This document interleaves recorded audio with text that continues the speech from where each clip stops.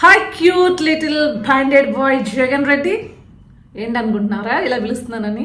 అంటే ఏం లేదండి, సినిమాల్లో పవర్ స్టారు, సూపర్ స్టారు, ఇంకొక స్టారు అని చెప్పేసి బిరుదులు ఉంటాయి. అట్లా ఈ రోజు నుంచి జగన్మోహన్ రెడ్డికి బ్యాండెడ్ బాయ్ జగన్మోహన్ రెడ్డి అని చెప్పి పిలుద్దాం. ఎందుకంటే పాపం ఈ గులకరాయ్ స్టోరీ, కథ, స్క్రీన్ ప్లే, డైరెక్షన్, నరేషన్ ఎవరు సెట్ చేశారో నాకు తెలియదు. కానీ ఇప్పటి వరకు మోస్ట్లీ 2014 నుంచి 19 వరకు ఐపాక్ స్ట్రాటజీలు ఏమైనా వర్కౌట్ అయినాయేమో, కానీ ఇక్కడ నుంచి వర్కౌట్ అవ్వట్లేదు. అది జగన్మోహన్ రెడ్డికి కూడా తెలుసు.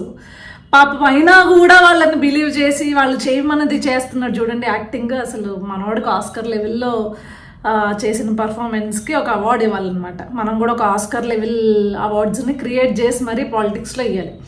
కాదు జగన్ రెడ్డి 2014 నుంచి 2019 వరకు అంటే పెద్ద టెక్నాలజీ ఎవరికి అవైలబుల్గా ఉండేది కాదు, అంతగా అవగాహన ఉండేది కాదు, అదేవిధంగా ఇంత ఫాస్ట్గా న్యూస్ స్ప్రెడ్ అయ్యేది కాదు.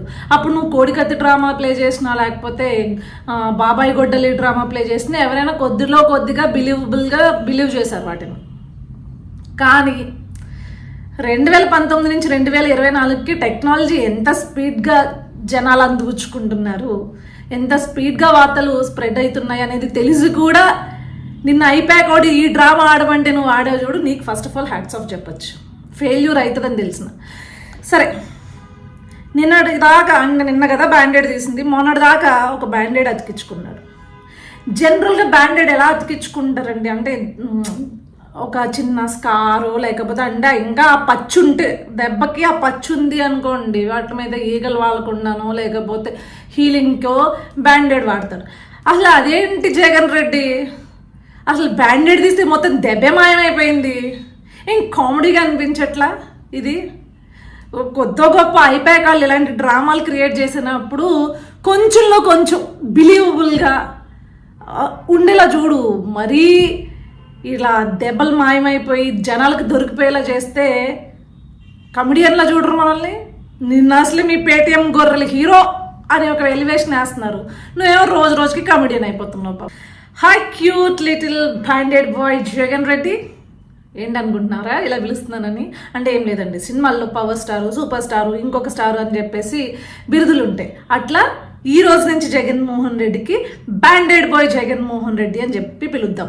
ఎందుకంటే పాపం ఈ గులకరాయ్ స్టోరీ, కథ, స్క్రీన్ ప్లే, డైరెక్షన్, నరేషన్ ఎవరు సెట్ చేశారో నాకు తెలియదు. కానీ ఇప్పటి వరకు మోస్ట్లీ 2014 నుంచి 19 వరకు ఐపాక్ స్ట్రాటజీలు ఏమైనా వర్కౌట్ అయినాయేమో, కానీ ఇక్కడ నుంచి వర్కౌట్ అవ్వట్లేదు. అది జగన్మోహన్ రెడ్డికి కూడా తెలుసు.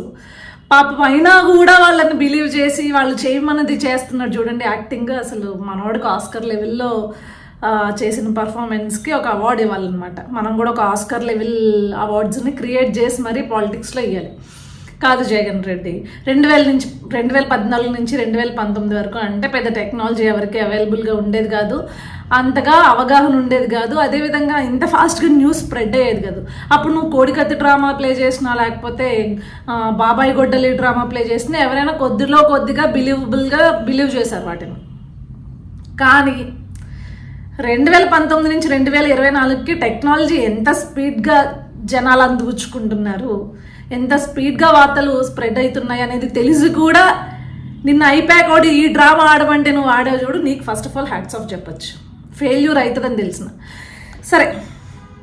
నిన్న కదా బ్యాండెడ్ తీసింది, మొన్నటి దాకా ఒక బ్యాండెడ్ అతికించుకున్నాడు.